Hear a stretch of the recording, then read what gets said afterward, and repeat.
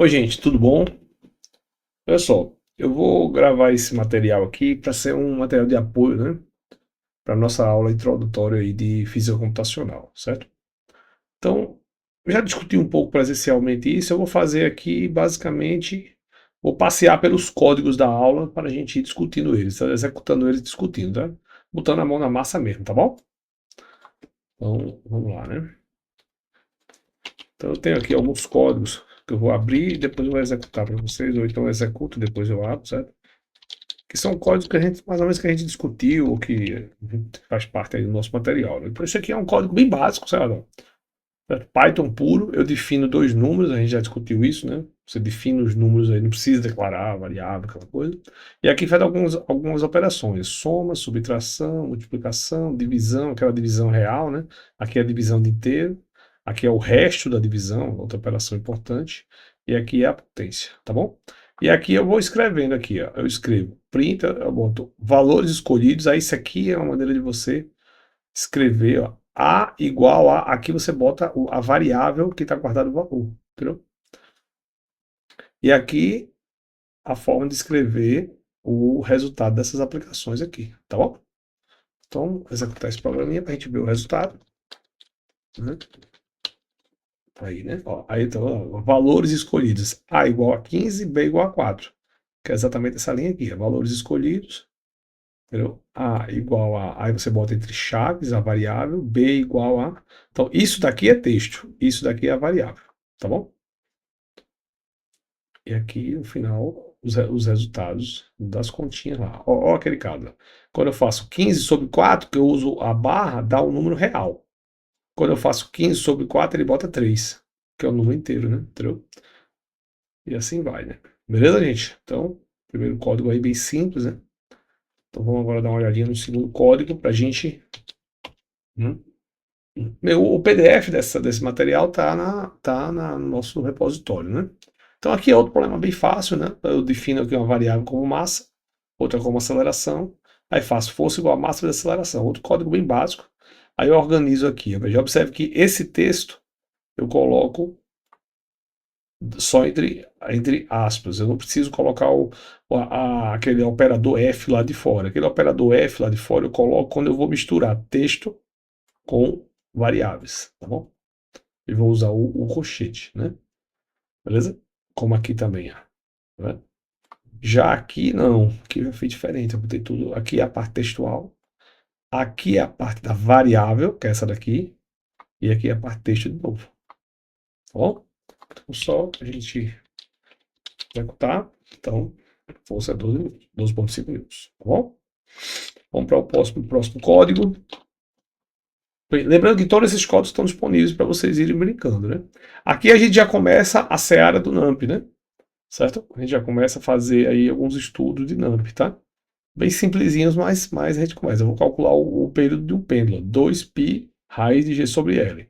Aí o NumPy eu já expliquei, né, na aula, né? Você tem uma grande caixa de ferramentas, onde você tem uma grande coleção de funções e operações importantes para a matemática, né? E tem também a famosa vetorização, né, que é muito importante. Então, por exemplo, aqui eu estou usando duas propriedades do NumPy. Estou usando o π, que é npπ, e estou usando a raiz quadrada, que é np.sqrt. Então, aqui eu dou os valores LG, tá bom? E aqui eu faço a conta, 2π raiz de L sobre G. E aqui eu escrevo o resultado daquele mesmo jeitinho. Tá legal? Então, vocês executando aqui, é isso aí. Tá bom? Próximo exemplo, dá uma olhadinha no próximo exemplo qual é. O processo é para envolver números complexos, né? Como se você tivesse um problema de impedância, por exemplo. Você tem um número complexo Z aqui, que é 4 mais 3i, e aqui você tem um outro que é 2 menos i, né? Aí vamos fazer a soma, por exemplo, né? Seria somar mesmo. Somar, fazer a operação matemática, ele sabe fazer. Certo? Z1 mais Z2.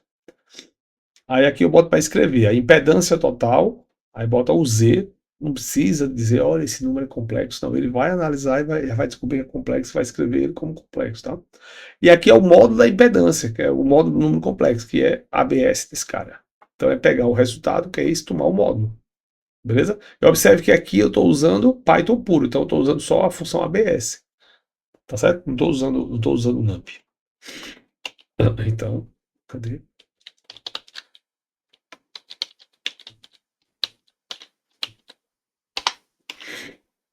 Tá aí, né? Beleza? Tudo certo? Entendeu? Né? Dá certo, cadê? Ó, 4 mais 2, 6. 3 menos 1, 2. 6. Cadê? 6 mais 2i. Tá vendo? Eu criei aqui, rapaz, um exemplo 35, que é como se fosse um 3.5. Deixa eu ver, pronto. Que é eu começar a usar os arrays aí, né? Ó, eu tenho aqui eu importo NumPy. Aí eu vou criar dois arrays aqui, ó. Ele é um array do tipo do NumPy. Ele vai ter valores 1, 2, 3. É um vetor de 3 componentes. E o outro 4, 5, 6. Aí eu vou fazer algumas propriedades. Eu vou somar A mais B. Você trata isso como se fosse número, mesmo sendo vetores. Como você está no universo do NumPy, ele vai fazer essa conta para você vetorialmente. Ele vai fazer isso aqui, ó. Vai somar 1 mais 4, 2 mais 5, 3 mais 6. Se você usa esse operador aqui para vetores, ele faz essa multiplicação aqui. Ele cria um novo vetor, cujas componentes é a multiplicação das componentes. 1 vezes 4, 2 vezes 5, 3 vezes 6. E se você usa o np-dot, aí ele vai fazer o produto interno desse array por esse array. Tá bom? Então, executar aqui para a gente ver. Então tá aí, como eu disse. A soma dos vetores é um vetor, a multiplicação é outro vetor e o produto interno é esse aqui. Tá bom? Então vamos ver mais um exemplo. Tá? Aqui é só um outro exemplo de produto interno para trabalhar tipo uma propriedade já um pouco de física, né? Você tem uma força e você tem um deslocamento, aí você vai calcular a força interna do deslocamento, certo?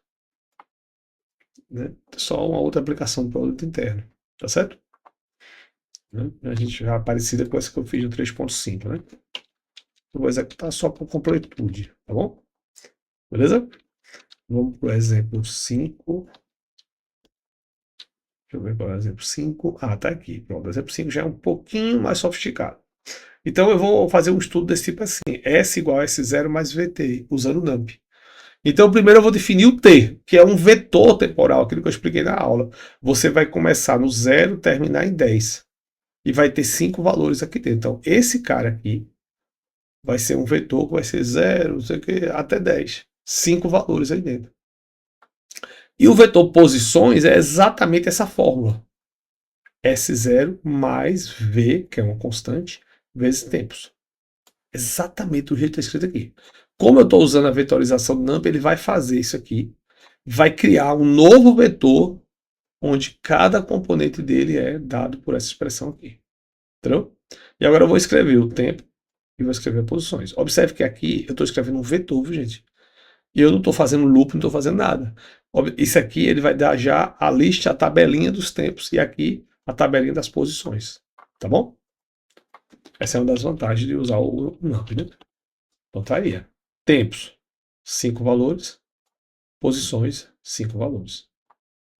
Beleza? Tá vendo como é legalzinho? Evita loop, né? Vamos ver qual é o exemplo 6. O exemplo 6 é um exemplo parecido que a gente fez na sala de aula, por exemplo, de condicional, né? Entendeu? Então, eu tenho aqui a velocidade da luz e tenho aqui uma dada velocidade da partícula. Tipo, se fosse um probleminha de relatividade, né? Só um exemplozinho. Aí eu vou testar. Só o seguinte, a velocidade da luz é c. E a velocidade, que é 3, né? Que é 3.0 vezes 10 elevado a 8, né? Metros por segundo. Aí eu preciso analisar se esse problema aqui é um problema relativístico, certo? Então, aí nesse probleminha aqui, eu fiz a seguinte condição. A velocidade aqui dessa partícula ela é 0,5 vezes 10 a menos 8, a 8. Aí a pergunta é, esse é um problema relativístico ou não? Né? Então, aí a condição é essa daqui. Ó. Se a velocidade da partícula for superior a 0,1 vezes c, aí ele testa se a velocidade da partícula for maior do que 0,1 c, faça, ele entra no que está tabulado aqui, né? Esse aqui é necessário usar a relatividade. Se ela fosse menor, aí else, ela entra aqui. Dá para usar a mecânica clássica, tá bom? É só um exemplozinho, beleza? Só para a gente exercitar essa coisa de usar o condicional, né? Bom, então é necessário usar a mecânica relativística. Aí se você chegar aqui e botar um zero aqui, ou seja, reduzir essa velocidade, um fator de 10 ali abaixo, e rodar o programinha de novo, ele vai para a física clássica. Tá bom? Beleza? São exemplos bem básicos que eu estou mostrando, deixando vocês trabalharem só para exemplificar, viu, gente? Só para a gente exemplificar e a gente saber aplicar o pouquinho que a gente está aprendendo de Python, tá legal? Tem mais uns exemplos aqui. Esse aqui. Esse aqui é o uso das chamadas def, né? O que é uma def? A def é uma função, a gente discutiu isso lá, né? Então você vai criar uma função dentro do seu programa que você chame ela e ela calcule para você, ela faça uma continha para você. Isso é muito útil para você não ficar repetindo um bloco dentro de um programa. Entendeu? Então você cria esse bloco do lado de fora como uma def, como uma função, e você chama isso quando você necessita. Entendeu? Então, por exemplo, a minha def chama-se força gravitacional. Ela precisa de uma massa 1, de uma massa 2 e de uma distância. Aí você está aqui o valor do G, e aqui está o que ela vai calcular. Ela vai retornar a quantidade G, a gravitação, né? Multiplica o produto das massas, divide pela distância ao quadrado. Tá bom? Aí você está lá no meio do seu programinha, você tem o valor da massa, tem o valor da massa da pessoa, tem o raio. Aí você diz, olha, eu preciso calcular. O que é que você faz? Você diz força, uma dada variável, é igual a... Aí chama def e bota esses parâmetros aqui. Quando você faz isso, esse daqui pula para cá, coloca os valores aqui, calcula e retorna e joga para cá. E aí você já tem o valor da força. E depois eu imprimo aqui, ó, entendeu? Como eu disse, são exemplos simples, só para a gente ir treinando aí o coisa, tá? Tá vendo aí? Beleza? Então vamos mais um exemplozinho aqui. Pra gente... bem, a gente discutiu essa sala de aula, eu até fiz esse exemplo aqui, não foi? Então, é a geração de números aleatórios usando NumPy, né? Então, como eu expliquei já, NumPy é uma grande caixona de ferramentas que tem dentro um monte de coisa, entre eles o gerador de número aleatório, tá? Então, esse gerador de número aleatório é um gerador de número aleatório bem interessante. A gente vai ver daqui a pouco as propriedades dele. É um gerador de números aleatórios com a distribuição uniforme, ou seja, todos os valores são igualmente prováveis. Então, eu vou, né, só resolver de novo aqui para vocês. Eu já fiz isso na sala de aula, inclusive você vê qual é o programa. Né? Então, eu vou só executar ele aqui, para ficar coisa aqui. Então, ele vai gerar, no caso ali, 10 números aleatórios, tá bom? Vamos ver qual é o próximo exemplo. Próximo exemplo, aqui já entra um gargalozinho um pouquinho além, onde a gente vai começar a usar a chamada biblioteca de Matplotlib, tá? Então, o Matplot é uma ferramenta bem importante, é outra caixa de ferramentas ligadas à visualização, tá?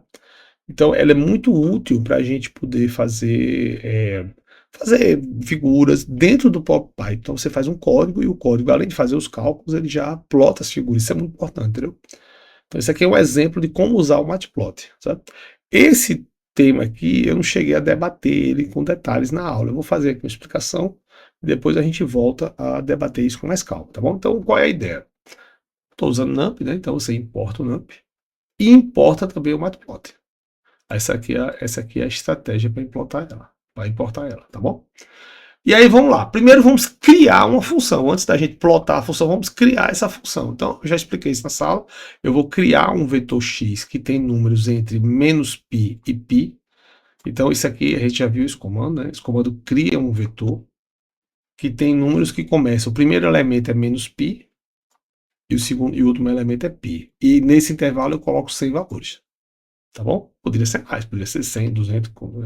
Aí agora eu vou criar a função cosseno de x. Aí eu faço y igual a npcos, uso NumPy diretamente do vetor. Aí o que ele cria? Ele cria um vetor y que vai ter valores, né, cosseno de... vai ter n posições, onde cada posição é o cosseno do arco. do arco que está guardado no vetor X, tá bom? Pronto, aí agora a gente vai criar uma figura para nessa figura plotar essa função.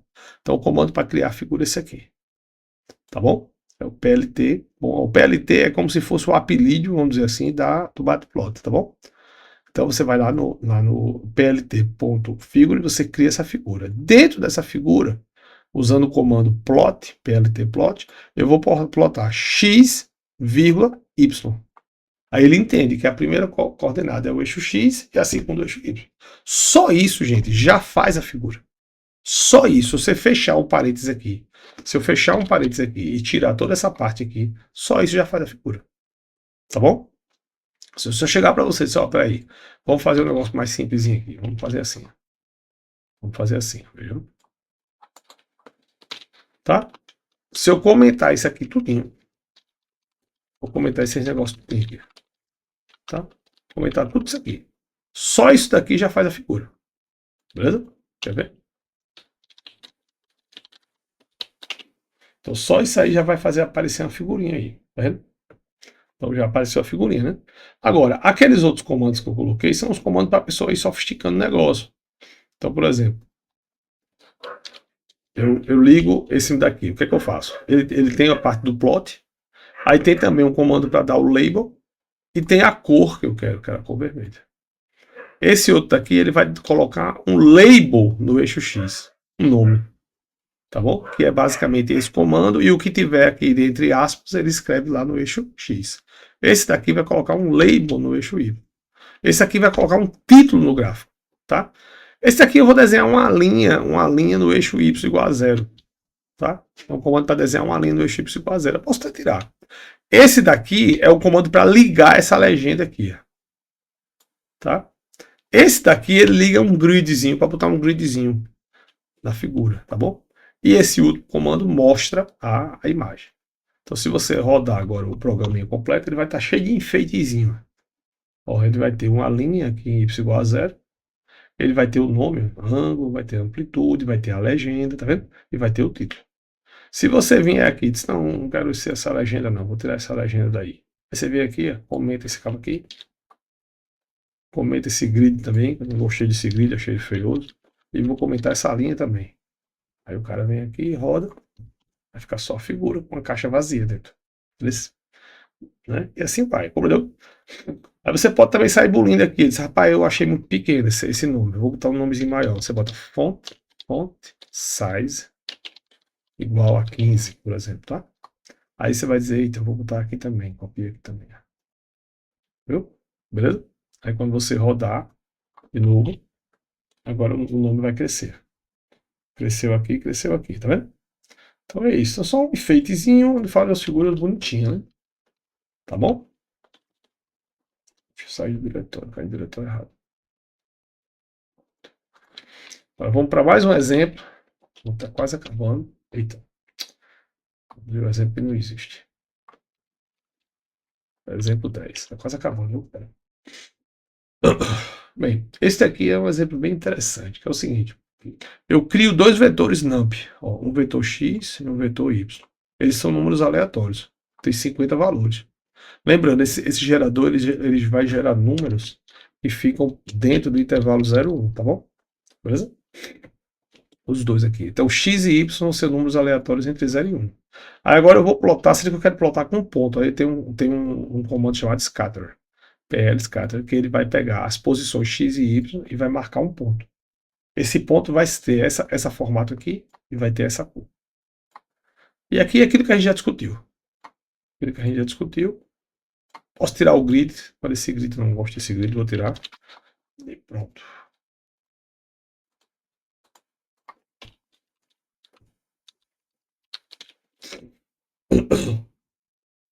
Tô com a voz meio rouca. Gente, foi o que houve? Foi que fiz alguma coisa errada? Será que eu tô com uma versão instalada que não tem isso aqui? Tá, vou tirar isso aqui.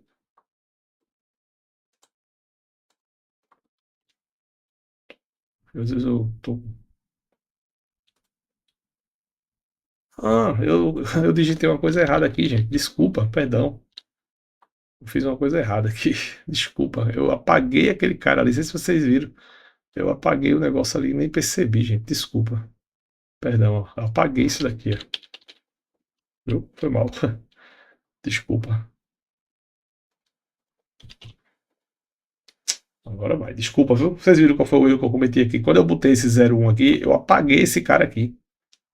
Aí ficou funcionando errado, ó. Tá vendo? Fica só os pontinhos, tá vendo? Beleza? Né? Só os pontinhos. Essa instrução aqui, esse cara. Tá legal? Beleza, vamos. Para a gente finalizar aqui, vamos dar uma olhadinha no mais um exemplo. Eu prometo que é só isso. Só tem mais 2 exemplos, galera. 2 exemplos, rapidinho. Tem mais 2 exemplos, eu acho. Tem um 11 e o 12. Deixa eu ver como é o 11 aqui. Cara, o 11 é o seguinte. O 11 é aquela coisa de entrada e saída de dados, né? Eu vou pegar 2.000, vou gerar 2.000 números aleatórios, tá? Então eu vou dizer o seguinte, ó. Eu vou gerar aquele NP Random Hand com n igual a 2.000 e vou guardar nesse vetor NumPy aqui. Eu estou usando NumPy. Tá vendo? Então, esse vetor ele tem 2.000 posições aleatórias de 0 e 1. E vou escrever ele np save como esse nome aqui. Então, eu vou pegar esse vetor, salvar aqui dentro. Entendeu? Aí, em geral, a gente bota ali um cabeçalho, né? Bota uns comentários. Eu vou rodar isso aqui para vocês verem, para você ver como é que fica, viu? Ele vai gerar, ó. Ele gerou 2 arquivos. Vou olhar o primeiro para vocês verem aqui. Estou usando um aplicativo chamado CalWrite para abrir o arquivo, tá? O arquivo texto. Aí ele vai ter lá uma lista, um monte de número. Aí ele tem aqui, ó, esse cara aqui, tá vendo esse cara aqui? É exatamente esse cara aqui, é só para vocês verem aqui, né? Tá aqui, ó. Tá vendo? O cabeçalho e qual é o comentário que é para colocar. Tá vendo? Beleza? Aí eu posso tirar aquela parte ali ou tirar aqui também. Tá? Para ficar sem essas coisas. Então tem um tabelão com todos esses números que eu posso dar uma olhadinha nele agora. Posso dar uma olhadinha nele aqui agora. Ó. Usei o aplicativo chamado XMRace. É um aplicativo que é muito comum no Linux, né? Aí, ó. Tá vendo? Tudo bem que os pontos estão ligados. Se você quiser que os pontos não fiquem ligados, você pode pulir aqui. Tá? Tirar a linha. Né? Tirar a linha, né? Isso aqui é década de 80, hein, galera? Ó, olha os pontinhos aleatórios aí, tá vendo? Entre 0 e 1, tá vendo? É bonito? Legal, né? Aí, esse mesmo programinha, ele faz a mesma coisa. Cadê, gente? Eita, cadê o negócio? Puxa. Eu desliguei, eu apaguei o troço. Peraí, foi mal, gente. Eu apaguei o programa. Desculpa. Então, essa parte aqui gerou o arquivo dos dados uniformes. Aqui embaixo, eu tenho aquele outro gerador que a gente discutiu já, que é o gerador de números gaussianos. Também é uma das facilidades do NumPy. Tá bom? E ele também tem 2.000 números. Aí eu vou fazer a mesma coisa. Eu gero, guardo tudo isso nesse dados gaussiano e escrevo tudo do mesmo jeito nesse Gauss aqui. Então, o arquivo gauss.txt, ele tem os dados gaussianos guardados. Vamos dar uma olhadinha neles. Mesmo esquema. Vou abrir. Tá bom? Vou abrir daquele mesmo jeitinho para a gente dar uma olhadinha como é que fica. Vai ter o mesmo cabeçalho. Eita, foi mal, galera. Deixa eu... Né? Vai ter o mesmo cabeçalho, certo? Ó, que é uma distribuição gaussiana com média 0 e variância 1. Tá vendo? Tirar isso daqui. E vou agora abrir ele no XMGrace, que eu já abri sem querer, foi? Para vocês verem, ó, é diferente. Lembra que a gente discutiu? Ele tem um monte de cara perto de 0 e alguns aqui nessa bordazinha aqui. Tá vendo? E agora vamos fazer uma análise mais sofisticada desses números. Eu vou abrir aqui o último programa que eu vou mostrar para vocês, que é esse programinha aqui. Ele tem o mesmo bloco, o N igual a 2000, tem a história de salvar aqui, de salvar aqui, sendo que ele chama para dentro o matplot e vai fazer o seguinte esquema. Ele vai criar uma figura, certo? Ele vai criar uma figura, ó, que tem tamanho 12 por 8. Uma figura de tamanho 12 por 8, certo? E aí, dentro dessa figura, eu vou criar esse sistema aqui 2x2, ó, esse PLT subplot. Isso daqui vai dividir a sua tela em 4 janelinhas aqui, ó, que é o sistema 2x2, 2 linhas e 2 colunas, tá bom? Então esse comando faz isso. Aí eu vou começar, tá, né, preencher cada posição desse 2x2 com um dado resultado. Então, por exemplo, a posição 1, que seria da extrema esquerda aqui superior, eu vou plotar, PL plot, os dados uniformes. Beleza? Ok? Aí boto os nominhos. Ok? A outra posição, que é a 2, eu vou colocar vamos lá, o histograma dos dados uniformes. O que é o histograma, gente? Lembrando, né? É uma definição estatística. Você vai pegar esses números e vai dividir esses números em janelinhas e vai contar quantos caíram aqui dentro. Qual é a frequência de números que caíram nessa janelinha? Entendeu? É como se eu tivesse uma turma de 20 alunos. Aí eu pergunto a idade de todo mundo. Aí eu digo, gente, quantos alunos tem entre 15 e 25 anos? Quantos alunos têm entre 25 anos e 35 anos? Quantos têm entre 35 anos e 45 anos? Esse estudo de frequências em janela é chamado de histograma. Isso dá para a gente fazer um algoritmo para fazer isso. Ou usa o Matplot. O Matplot tem o PLT IST. Então você só precisa colocar os dados, dizer quantas janelinhas você quer, eu quero 40, e ele faz para você. Tá bom? Basicamente. Essas outras coisas aqui eu vou explicar com calma depois, tá? Esses outros detalhes aqui. Eu posso até tirar todos, viu? Isso aqui é mais uns enfeitezinhos. Vou explicar com calma, tá bom? Então, e aqui são os nomes, né? Quando chegar na posição 3, eu vou botar o quê? Eu vou plotar os dados gaussianos. E na posição 4, que seria a parte da extrema direita inferior da tela, eu vou pegar o histograma dos dados gaussianos. Também com 40 coisinhas, entendeu? Aí vou rodar esse programinha para vocês verem aqui. Vocês dão uma olhadinha para você ver como é que fica bonitinho. Bom? Bom, aí ele vai gerar uma imagem onde tem os dados aqui, os dados aleatórios uniforme e seu histograma, que é mais ou menos uniforme, os dados gaussianos e seu histograma. Olha aquele sino que a gente falou, né? Observe que não está muito boa a distribuição, sabe por quê? Porque tem pouco ponto. Você precisa gerar mais pontos. Vamos mexer nesse programa, gerar mais pontos. Bota aqui logo pocando, como diz aqui em Alagoas. Bota logo 10 mil. Beleza? Depois eu vou discutir mais aqueles monte de detalhezinho do histograma com calma. Ó, já melhorou, né? Ó. Mais ponto aqui já ficou mais bonitão aqui. Ó. Mais ponto aqui já ficou mais bonitão, tá vendo? Vamos botar mais ponto ainda. Vamos botar 100 mil para ver como é que fica. Certo? Aqueles detalhezinhos aquele monte de terminho, eu vou explicar depois o que é cada um daqueles. Ó, já vai ficar, demorou mais, né? Já vai ficar melhor a figura. Olha como é que ficou melhor. E aqui encheu tudo. E também, ó, aqui já ficou bem bonito e ficou bem bonito, tá vendo? Beleza, gente? Então por hoje tá bom, já fiz muitos exemplos. Todos esses programas estão disponíveis lá. E a gente vai discutindo mais detalhes, esses pequenos, esse monte de coisinha que faltou discutir aqui com calma, né? Ó, cadê aqui? Esse monte de negocinho. O que é esse meio monte de coisa aqui? Mas eu vou explicar isso com calma, viu? Pra vocês verem o que é. Não é nada do outro mundo, não. Tá bom, gente? Beleza. Valeu. Obrigado e um abraço aí pra vocês. Tudo de bom.